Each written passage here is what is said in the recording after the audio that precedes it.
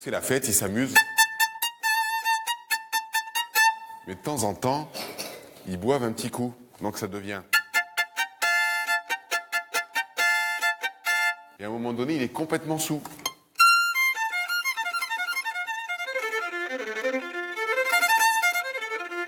Il a tellement bu qu'il finit par s'endormir.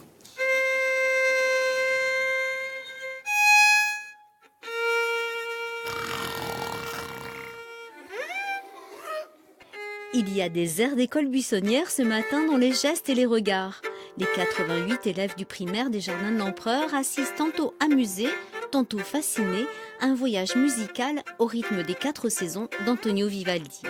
La musique, elle était bonne. J'apprends des choses, j'apprends la musique, c'est bien, c'est cool. J'aimais trop cet acte de beau. Et ce n'est pas la première fois que l'auditorium de l'établissement vibre au son des musiciens de Soro in Musica. Ces mini-concerts s'inscrivent dans le cadre de Lire et faire lire, une activité organisée auprès du jeune public par la FALEP. La note de musique traduit ce que l'on ressent au son, et c'est la même chose pour la lecture. Comme il a dit tout à l'heure, quand on dit maison, on voit bien une maison se dessiner. Eh bien la musique, c'est pareil. Ça, c'est les chiens qui s'approchent comme ça de la... Le violon solo de l'Orchestre national de France et professeur de conservatoire apprécie de partager ce langage universel avec des enfants. C'est génial de jouer avec eux, ils sont frais, purs, il n'y a pas d'arrière-pensée, ils sont complètement dans la musique, ils sont dans le rythme, dans la pulsation. Et ça, c'est génial d'être avec des enfants pour faire de la musique.